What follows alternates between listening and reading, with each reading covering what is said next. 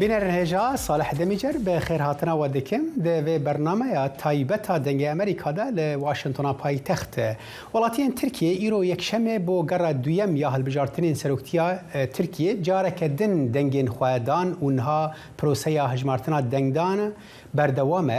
ڕێکەبەریەکە دیرۆکیدا di navbera serokên niha Recep Tayyip Erdogan û hevrikê wî kandîdê opozisyonê Kemal Kılıçdaroğlu de. Di demekê de ku pirsgirêka Kurd aborî, ewlekarî, penaber peywendiyên Tirkiye bi welatên Rojava û gelek mijarên dinên girêdayî di rûvê rojevê girîngin çavên Tirkiye na ne tenê Tirkiye çavên cîhanê hemî li encamên vê gerêne. Ez li dirêjiya nîv demijmêrekê agahî û şîroveyên dawiyên van hilbijartinan lêgel peyemnêr û hevkarên xwe re gotûbêj dikim. Li vir li stûdyo Hêro Zengene sernivîsera malpera Soraniya dengê Amerîka, Dexîlê Şemo nivîskarên nûçeyan yê dengê Amerîka û Özlem Yasak nivîskara nûçeyan ya dengê Amerîka. Her wiha peyemnêrên me li Amedê Xecîcan Farqîn, li ji Enqerê peyemnêrê me Eyyûb Demîr û ji Stenbolê rojnamevan Mevlûd Ogoz bi me re dibin. Özlem em ji cem te de dest pê bikin. Agahiyên dawiyên hejmartina dengdanê çawan in. Berê Salih dengdan ev gora di sehetayê qediyaye ji ber ku dora dudiyayê da hilbijartina parlamentera tineyne em bi rengekî berbiçav dibînin ku ew ê encam heta 4 saetan hema zelal bin. Lê beriya dehdeqa lijneya hilbijartina ya Türkiye bi fermî serokê wî preskonferansek darxist û got ku heta niha meclis ji sedî heftê û 5 sandoq hijmartine û li gor va hijmartinana serokê niha û berbijarê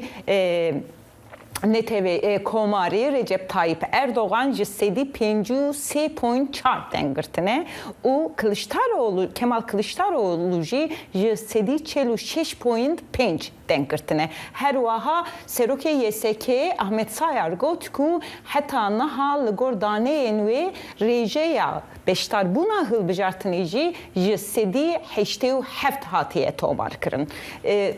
Yani nêzîkî du hefteyan berê ew jî yani em dikarin wiha bawekî nefermî bibêjin ku Erdogan dibe serok bu 5 salên din? Bi rastî wisa xwe ya dike Salih li gor şopandina me ku li Enqerê li ber qesra Erdogan alîgirên wî kom dibin her wiha li İstanbulê jî li qada Taksimê û li ber mala wî ya li qada Qasriyê piştvanî wî top bûne û dest bi pîrozbahiya kirine. Her wiha em dikarin bêjin ku xalek girîng ji navenda Partiya Kemal Kılıçdaroğlu CHP hat ragahindin ji medyayê re li gor saeta Türkiye saet nehu nîvê êvarê de yani 2 saet şunda ji vir ew Kılıçdaroğlu derkeve ber raya giştî û tê gotin ku ew daxuyaniyek dîrokî bidin. Gelek nîqaş û ihtimal hene ku ka ew çi bibe em ê bi hev re bişopînin. Berê em dixwazim henekî em biçin wê derê yanî mesela Amedê Kamberên Xecîcan Farqîn peyamnêra me ji Amedê em hewl didin ku tevlî me bibe ez nizanim eger bi Xecîcan Amed bê amade bê ku me Amed û amede bê tevlî hev kirin li bendê ne ku peyamnêra me ji Amedê tevlî me bibe diyare hêşta ne amade heta û amade dibe ev hilbijart yani ev encamên ku em bêjin hefteyan berê tiştekî wiha beşdar bûn pêşbîn bûn tiştekî wiha dihate çaverî kirin helbet dihat pêşbînî kirin her kesekî digot eger li gerra yekem Erdogan li pêş bitin gerra dom sedaset wê bibetin evek adidwa jî yani em dîn ku hemû saziyên dewletî ketibûn xizmeta hindî ku serketina Erdogan min soger bikin yani ji heta li gerra yekem jî ji bilî wê ragihandina dewletî hemû jî digel hindî bû ku yani wekî çawa kar dikir ku Erdogan û hevvendiya Erdogan serkeftinê bîne loma piştî gerrayekê me dîtî ku Erdogan di pêşa hemû şarezeyan pêşbînî hindê dikir ku gerra duê wê ڕەنگە ئەنجامن باشتر دەست بێخە. بەڵێ ئەم دوو هەفتەیە ینی شتێکی زۆر چۆنەڵی شتێکی زۆر جیاواز بوو لە هەڵمەتەکانی هەڵبژاردن کە پێشتر کردیان دەزانین کە کاندیدەکانیش بە تایبەتی کلیچدارۆغڵو لەم نەماوەی ئەم دوو هەفتەیە کە تەنانەت دروشمی هەڵمەتەکانی هەڵبژاردننی خۆشی گۆڕی کە بەلایەکی ترا ساڵی ئەس دەبێژم خاڵێکتن یا گرنگ تێوی و gelek pêşbînî hebin ku ferq mezin bû û ev Kiliçdaroglu nikane ku vî ferqê bigire lê dihat gotin ku gotarek giring ya şîrovekaran û analîstan û her wiha gelek komendên siyasî giring e ku ev rêjeya ev ferqa rêjeya ferxê gelek kêm be ji ber ku di serdema nû ya desthilatdariya Erdogan da bingehek opozisyonê ya xurt pêk were ku dijî Erdogan opozisyona xwe berdewam bikin. هەرحال دخوازن هەنێکی چارچوەیە ئەم بێژن دەنگدانی و پرۆسەیە دەنگدانی و هەژمارە هەنێکی دەرکەون ئەم دەزانن کو لە تورکیە هەژمارەکە مەزەنە کورد هەنە و پارتیا ئەم بێژن هەدەپێک و بە ناوێ پارتیا چەپا کەسک تەولی وان هەلبژاردنان بوو و هەنێکی vê demêda dudiliyek jî hebû li derveyî wê li em bêjin Kurdên beşên din em bêjin Kurdên derveyî Tirkiye hêro di vê derê de reaksiyona wan çawa bû danûstandina wan yanî nîzîkbûna wan ji van hilbijartinan çawa bû. بەڵێ وەکو دەزانین کوردەکان با بڵێن کوردەکانی دەرەوەی تورکیا با ئێمە زیاتر باز لە کوردەکان لە هەرێمی کوردستانی عێراق و هەروەها کوردەکانی لە ژێر دەسەڵاتی بەڕێوەبەرایەتی خۆسەر لە سووریا بکەین بۆ چوونی جیاوازە بوو ساڵح ئێمە دەزانین ئەگەر ئێمە باز لە هەرێمی کوردستان بکەین هەرێمی کوردستان بەرژەوەندیەکی قوڵی ئابووری لەگەڵ تورکیادا هەیە جا زۆربەی ینی وا دەردەکەوت کە هەرێمی کوردستان بەرژەوەندی هەرێمی کوردستان لەبەر پاراستنی ئەو بەرژەوەندی ئابووری کە هەیەتی لەگەڵ تورکیا بێوێ ئەردۆغان زیاتر پشتیوانەکان بۆ ئەردۆغان بێ لەبەرەوەی خەڵکەکە و یاخود بە شێوەیەکی گشتی ینی حکوومەت و بزنسەکان ئەمانە زیاتر لەو بڕواایە بوون ینی ئەگەر کلیچدارۆغڵو بێت لەوانەیە ئەو بەرژەوەندی ئابووری کە هەیەە لەگەڵ تورکیادا بۆ شێوەیە نەمێنە هەرچەندە ینی لە ئێستاە بابەتی فرۆشتنی نەوت و ڕێککەوتنی تورکیا لەگەڵ حکوومەتی عێراق ئەمە شتێکی تری هێناوەتە ئاراوە کە نازانین لە دوای هەڵبژاردنەکان تەنانەت ئەگەر ئەردۆغانیش بێ لەوانەیە کۆمەڵی گۆڕانکاری بێتە پێشەوە بەڵام بوو بابەتی دووەم بابەتی ئاسایشیە بابەتی ئاسایشیش کە مەترسی کوردەکانە لە ناوچەکانی ژێر دەسەڵاتی بەڕێوەبەرایەتی خۆسەر ئەمەش گرفتێکی یاسایی کە چەند جارێک لە با بڵێن ئەردۆغان هەڕەشەی هێرشیشی کردووە هێرشی زەمینی کە هێرشی ئاسمانی ڕوویداوە بەڵام هەڕەشەی هێرشی زەمینیشی کردووە بۆ سەر ناوچەکە ئەوان زیاتر نیگەران بوون لەوەی کە ئەگەر ئەردۆغان بێتەوە جارێکی تر دەسەڵات بگرێتەوە دەست هەڕەشەکان زیاتر بن هەرچەندە شارەزایان وای نبینن ینی بۆ نمونە من لەگەڵ دکتۆر جەبار قادر پسپۆڕی کاروباری تورکیا پێش ئەم با بڵێن ئەم بەرنامەیەمان قسەم کردبوو ئەو وای دەبینێت کە ئەو هەڕەشانەی کە کراوە ئەو هەڕەشانە گەر کلیچدارۆغڵوش وایە هەر ئەو هەڕەشانە دەمێنێت و پێشیوانیە هەڕەشەکە لەمە دوالەوە زیاتر بێت چونکە دەڵێت ئەگەر هێرشێکی زەمینی بکرایە ئەو لەوانەیە ئەردۆغان بۆ کاتی هەڵمەتەکانی هەڵبژاردن ئەو هەنگاوی بنایە و هێرشێکی زەمینی مەسەلا ئابووری و پرتێکردن ئابووری باسرگانی دنێ بەرە تورکیا و هەرێما کوردستانی عێراقیدا گەوت تایبەتی بەحسبکی هەر چێ بتن لە تورکیا ئەنجامی هەڵبژاردنێکی بتن ئەو دێمین چونکە هەرێما کوردستان عێراقی بووە بازارێک بۆ کەلوپەلێن تورکیا ینی ئەو بازرگانیە دوو عالی هەری ببینێتن ینی ڕەنگە هەنە گۆڕینین بچووک تێدەچێ بن و مەسەلا نەفتی و فرۆتنە نەفتی عێراقی کاریگەریاوی هەبتن لێ هەر دەبینێتن بازارێک بۆ کەلوپەلێن تورکیا ئەڤ ناف ترکی دەژی ینی خویایەک و حتا هەندێکی دۆز دەبێت دەربارەی داهاتنە دەرخستن و ینی بەرەنێکی ژرەنگان گرێدانە بێژن بە کوردên em bêjin li Tirkiye dimînin û Kurdên li Sûriyê girêdana di navêna wan de hinekî wekû tiştekî neyasayî bi navkirin û bi taybetî di doza Kobayê de jî ku hetana doseyeke ku li dare de bi rastî doza rûniştina doza Kobanî herî borî herî dawê hevteya borî pêkat wekî hûn dizanin ev mijara yanî hilbijartin bandorê tenê ne li nava hilbijarên Kurd û Tirkiye dikin wekî tê jî got saleh we balnîşan kişan ser li Rojava û bi taybet li başûr gelek giring tê şopandin ji ber ku li her wiha li paytextên تنه نویا گرایده جبر که شرق نفخیل سوریه هی بنگهن امریکی و به داست روجلات ناوین داجی تن نقاش کردن هر واقع نبسوها أظلم لا سر أصلا نفنا توجي يعني ما قلت تسبيك داجي يعني شافين جهاني تفضل فان البجرتنا هر حال شمرة بيجن خجيجان آماده اگر خجان تو آماده بی دنگدان پروسه دنگدان لآماده چاوا بریو چو از باورم هندک رودان جی لروحای ببون تکاری هنک آگاهین داوید و درباره مرا پیشکش کی؟ بله دم باش سال اشتراجی شوالین کلست آماده نه راست دنگدان بداوی بو و براستی چیز برکو پسلای که تنه بوجو اثر و کماری بو گلکشی بلست چه بو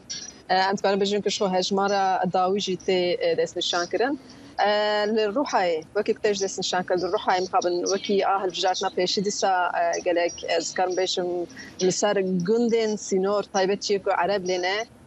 دنگ ديرن AKP'ne قالك بويا نخواش تشبون البرلمانتري جهبي عادي شكر اسطنبول اريشك سرويس تشبو دفناويش كاند بون وكي د بپاشي ديسا لنافچه حليليه سرگندكي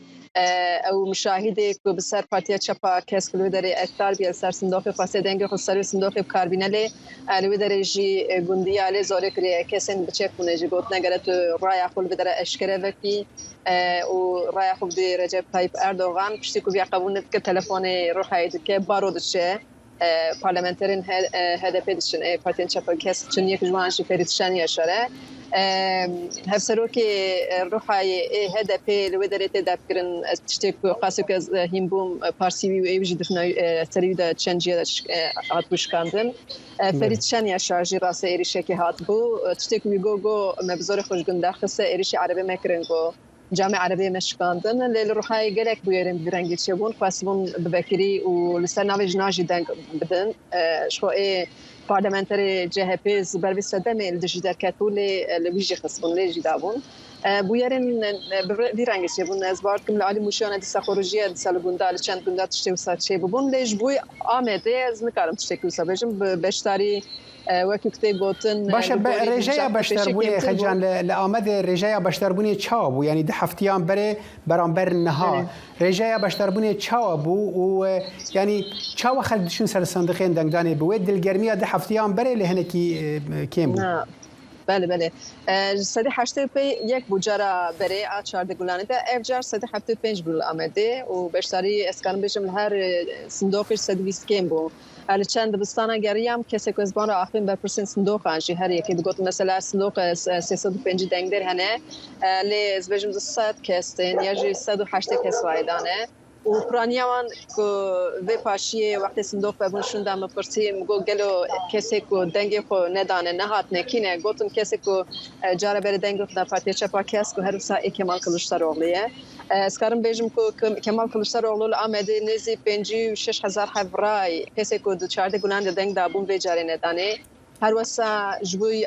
رجب طیب اردوغان جی نزی 3,000 رای و جاره کس نچونه سر صندوقی ندانه او مجارا کت دبیجی او جوشیا چارده گلانه دا قط نبو ایرو براستی جدانی سبیش خو خلق از بجم وکی وظیفه که مجبوری بود چون سر صندوقه پشتی ویجی از کار بجم بدنگیه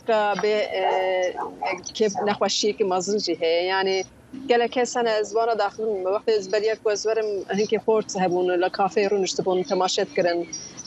که یعنی تلویزیون دا چقدر انجام درد کت حیری دمان یعنی دا اصل خدا قبلی گفتن حواله که بگو کسی که دخواستن دا انجام چارده گلانی دا حیری بمینه ویجارش خواستن حیری بمینه انجام دیارش برکو یعنی برایجه یک سید اردوغان پیشه ناو جوانا دا طایبت به هویه که هیه بریا نها وقتی که از هاتم جبوی وشانه خواهمده بکم به جوانا را بکچرم خبر دا او دو بیشن اوان طایبت کسین که دنگی افتنا پارتیا چپا کس که کمان کلوشتر دبی ایده هویه منما دبی یکی گو حتی حنکر نبا خدا گو من ایخو گو عیار که از هرم آلمانیا گو پس ما مکی هی از فیر بزوجم از هرم و خوب فکرن یعنی یعنی چاره این خلق دیگره یعنی هیچ کسی که هی لام هیچ دکن راست جبرکو تالی خجان اف یعنی کی به سروک جی داوی خلق یعنی جیانا خلقه تا ویدیو که جی سر سبیج مرا شانده بو ولتی اکتر دبیجی از برچیمه یعنی کی درد که به سروک کی نابه سروک چه خلقه را نگله کی اول دخيل بحث ابوريه كده خجانجي بيجي خلقها او وياك هناك دخوازن در كافنجيدي شو خبري جيت شكي وها بيه يعني كي ببسرو كي نبسرو تركيا بشتي ايرو بشتي فان هالبجارتران ابوري خمك مزنه جبو خلقي يعني دوی درباره ده و لگور خواندنا تا و چواره گوهرتن يعني چافدر چاوا دبینن باور نکم گلک تشتی مازن بین گوهرتن امزانن ترکیه کشون ولاتیان ولاتین نوزدهمینی آبوری خورتی جهانی افراستیه کن افک عددوها لی اوف ترکیه رجع هلاوسان دوان کشین آبورین بر 2 ساله دست بکری رجع هری بلند هلاوسان تدهبو يعني بارلمان حده ما اکتبری جها بترش 85 صدی نهاتی خواری نها باشه افیک يعني افراستیه کپشتینگی پری بهای لیرا ترکی تمتی خواری حتى ايرو دولار كي امريكي برابر نزيكي 20 ورقه تركيا عن بري تركي بوعف يك شوان تشتا هرچند اردوغان سياستا خدا د سالا بوريدا يعني 2021 107 مليار دولار خستنا يعني بنكا نافاندي دانج بوكو ليرا تركي بهزبه لي هر ديسان سرنكد اجا بيجبيني يعني باوريا شرزا او اگر اردوغان در كفا لسر سياستا خو انا تقليدي دي بجني وبردوام بكتشت او سياسه يك شوان خالي او كو وي قبول نتكلكو دا صلاة صداست مزان سر بانكا نافندية تركيا هيا وسياستها بانكا نافندي أردوغان تملي ديجي هندي مكو رجاء قرزان رجاء قازان جلسر قرزان زيدا بكو يكش بينغافا قالك ولات وكو أمريكا جي وصادكش بوكو أف مثلا جراني كيم با أو دي بيجانا خير أو هري رجاء قازان جا كيم بك حتى أجر بهاي كلو بلانجي زيدا بك تشتي دي فان هالبجاتنا ومثلا أبوري قريدا مثلا أبوري أو خلقي تركيا أمزان روشة تركيا وأبوري قال كي خرابت لي هاد بشتي عاد هجا محادو شباتي معنا دنگدری ترک وی جاری ندزانی سیاستها کلجدار اغلو چنده يعني نزلاله چندی زلاله نزلاله ندزانی یک ادویجی اردوغان تم وسط دیار دیکرش بود دنگدارین خواکو برین خوا بدنی افکشی مهین و چید بل ترکیا سبب وان روش آوا سد میوان لو ماجی اوی خطر ده که گل کی بلند قازان جا اردوغان و دنگدانه داو هیرو تخوازم بارم جمع تدیس سیاست ما گفت ویلک مجار هنات تخوازم درباره پنابراندا یعنی اینها سیاست اردوغان درباره پنابراندا بری هلبجارتران دیار بو بله اینها پشتی کود ببسروک و عینی سیاسته بمشینه و شکی بگوهره صالح أمش يعني اشتكي ترك أبستريتوا بكردكان لبابلين لجير دصلاتي بري وبلاتي خوسر خوتانا زانن يكي قل بلانكاني أردوغان أويكا بابتي بنابران يعني بتايبتي لم دو حفتي يعني زور زياتر باسكرا كمال كلجار غلو كدز بجيود دبيت جماري كي زور لبنابركان بنيرنيتو بتايبتي كباز لبنابركاني شكري باز لبنابركاني سوريا أكري بلام أردوغان ديود دبيت لوين اشتجيغان بو آماده كري لباش أو قناق بقناق بقرندينوا بلام أمش خوي لخويا مسلين اشتجيغا كان لو ناوچاني كدا أمسرين أما خوي لخويا كردكان لوي بچونالي باكتاوي رغزي يعني كأم ناوچانا ناوچي كردكان وبابلين عربكان هنو لوي نشتجيانا كان أمش تيكي مشتومر لسر للاي كردكان أسبابلكم جيلك دفي مجارده پایتختن أوروبي جيلك تي شوپاندن جبركو جارنا هم اردوغان و دفي دورا ديادا جكلشتاروğlu دغو امي پیمانا پنابران یا با اروپا را بتال بکن اردوغان جی دگو امی دریا وکن از باور دکم اف کشه یک گرینگ یا دروژ پیش روژه ده ورنی خاش کرن رای از کنترلش مرد بشن پامنری مل انخری ایوب دمیرو و روزنامه‌وان مولود اوگوز استانبول هر دو جی آماده نه اگر آماده بن از جم روزنامه‌وان مولود دسپه بکم دنباش که مولود استانبول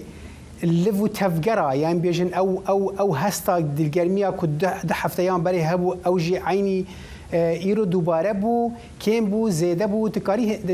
آگاهين داوي در في درباره دجمره راگيني بلدن باش نخير يعني جبرگو في جاري تدي دنگدير كرد ام بيجن وكو كرد برندامك درنا خستبون و هم دقرا يكمين ده و هم دقرا دويمين ده جي بشتكريا خبو اندام اتفاق ملتي كمال قلشتاروغلو اشكره كربون لورا ام دكارن بيجن كل غوري قرا يكمين قرا دويمين ده او هيجان نبو بس دي ساجي ام الريجي ادنرن ريجيا بشتربونه دي ساجي باشا جهشتيا لدورا سدي نوتي بس دخوازن يعني دخواستن یا راستیش برکو ایدی کم زدل گور آمار نفرمی هما بیجه سدی پنجو دوا دنگان اردوغان ورگرتیه و بسرکتیه لی هیج الدوران اعتراض تینه کرن هناك صندوقين کو نهات نفکرن هنا بس وکی مگوش برکو دنگ دیرین کرد نبون يعني دگرای کمین ده هم دنگی خو بو سر حکومتی بکاردانین و هم جیج بو پارلمانتری بکاردانین بهتر موتیو بون لگوری گرای کمین ده بهتر موتیو بون نسبتی گرا دویمین لی دی ساجی دخواستن کو دستلاتار بگوهره لوراجی دیسا چون سر صندوق و دنگی خودان لی وکی یا بری او هیجان و کلجان نبوم بله از بچم جم پامنر ما ایوب لانقره ایوب يعني كمال كليشداروغلو ایرو دنگی خوال لانقره دا و ایرو از باورم اردوغان جی و دیگره انقره لکوشک سروکاتی رنگ آخافتنه که پیشکش بکه دنگدان پروسه دنگدان الویدره چاو بیرو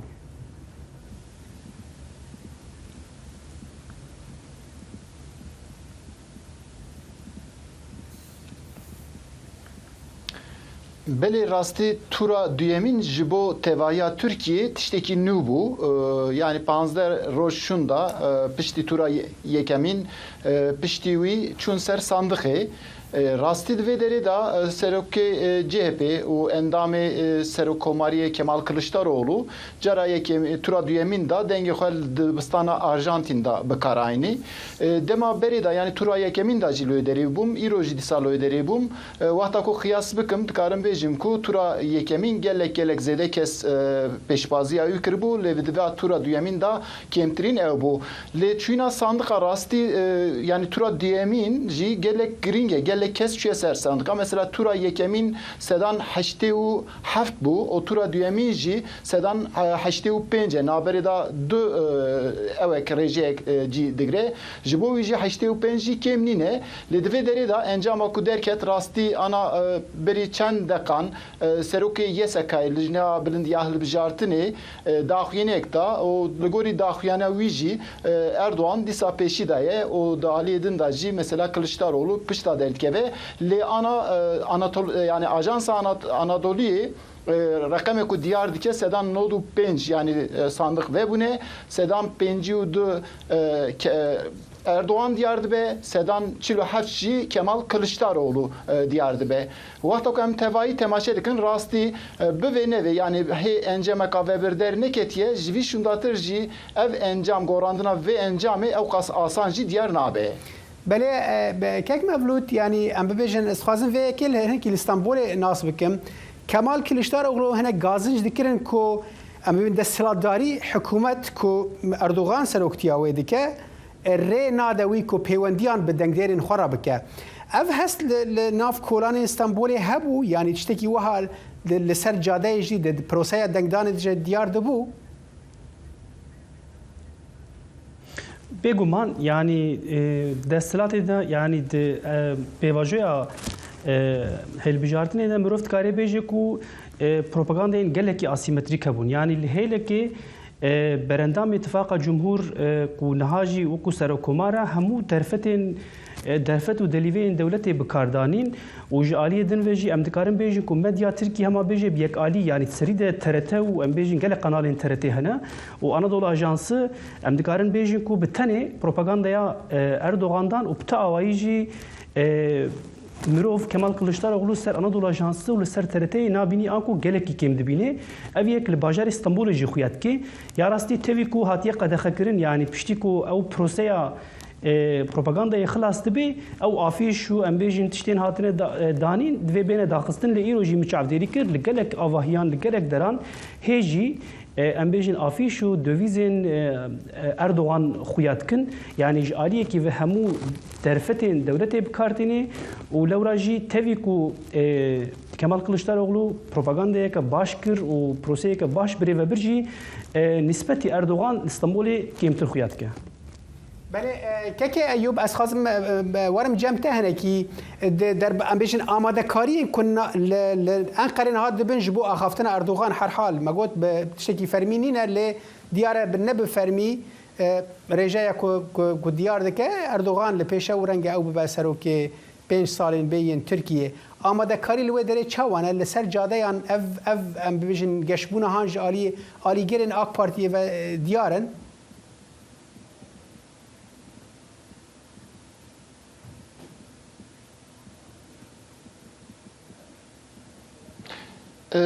بریک از داخلی انا وشانه بوم داخیانی اردوان هبو لقسقل استانبول مالاوی لودریه لسر اتوبیس درکت داخیانی اکتا راستی پیشی سترانک گود و پشتی ویجی داخیانی کو دا گود کو yani vialida emedi serkefti diyardibin usakurt lejvi şundatır takriben kasini saate ku niv anji 2 saat şunda ve le Ankara'be yani tura yekemin da peşiya navenda gişti ya AKP'da hemu coş çekiribun gelek çapemeni lüderi bu devet tura duyemin da veder bekarne anin ana kasravi yani kasra sero komari bekaranin gelek kes lüderi ana kombune coşeka mezin heye de nav cadin Ankara'dacı em dibinin ku seyarin be alem u yani avaxe derketine kolana her çıkas encemaka Weber anji fermi ne diyar kırınji ana layenin AKP ve ev turahane vek serkefti jixwe diyar dikin daxiyinin Erdoğan dacı ve İstanbul dacı ev bu ana usa diyar ku ez bavarım ana redaye ve Ali Ankara'da be takriben kasi saat ekunif anji 2 saat anda le kasra xweda ve aqaftına balkoni bike le rasti teşekidin jibe saat ne divanda serok CHP ایوب ببرد دما مکمه Kemal Kılıçdaroğlu ما ایوب دمیر انقره به مرابوی و روزنامه‌وان مولود اوگوست استانبول مرابوی سپاس جبو باشتربونه و چند دقیقه ما مانع استخوازم وان درباره سبروجا ترکیه پشتیوان هلبجارتران ده هیرو ام جمت دست بکن ترکیه که چاوا ام چاوره دکن پشتی ایرو صالح ئەمە دەزانید ئەمس هێشتا بابلین لە دوای ڕیفراندۆمەکەەوە کە دەسەڵاتی ئەردوغان گۆڕام یەکەم جارە بەو شێوەیە کە هەڵبژاردننی سەرۆکایەتی بکرێت و کە هیچ گەڕی دووەموانە جا نازانینەوە نازانین جارێ کە ئەردۆغان بۆ چەند ساڵی تر ئەتوانێت بتوانێت خۆی بکاتەوە بکاندید و ببێتەوە بە سەرۆکی تورکیا هەتا چەندێکی تر ئەتوانێت ئەمە بکە. بسيارك بزحمة اللي هركس دلي بري خدا ما بيصارين بورين صلاة أردوغان يعني أردوغان تيجو تنكم إمبراطوريتك مزنش خورا درست كليا أف قصرة مزون وأف شد بجني ده صلاة وصع مازن على حرجاكي وحتى بشتي درباء مازن جي تدي كانت خود بهيز كروك يعني كسي في حموية بكا في إمبراطورية درست بكا مالك 1000 جورينا بيجن مال 1000 جوري دانا وخوك امبراطورة ديادك يعني دي فيها خلق الوهزري بككم او بصانهي دشوي برنادو وكي تشاوا السروكي روسيا فلاديمير بوتين بهمان شوي يعني اگر مربري خدتي او تشاف السروكي روسي ديكا اجامجي بسياره قالك بزحمه چندي دي نظام براستي اجي خازم بجور بردوام بكم بري هلبجارتنا جي گلك شيرو وكاران و براستي جي بتايبت دواري مافاندا دو مافي جنان ده مافين جوانان ده آزادیا راگهاندنه ده گلک هشیاری هبون کو اگر اردوغان وره جوخه دوار ده راپورت نامن تیوی ده جه ده ریزا گلک بلنده ده و گلک فیکار هنه کو او مافین جنان کچان خوندنه مافین سکولاریزمی و کیمانیان او گلک ده جوار به بتایبتی مافی روزنامه‌وانان و راگهاندنه اما کشتیک روزانه لا روزین دجوار لبنده پیشنه لی هر حال هر چه دبی سیاست وهایه يعني كي سروق بكي ناس نبى سروق تالي ولات هنا خلق هنا بإرادة خلقي هي وهر ويتشي ببه ام دگن دعوية في برنامه بينرن هجا تا برنامه كدن بمين دناف خير وخوشيه ده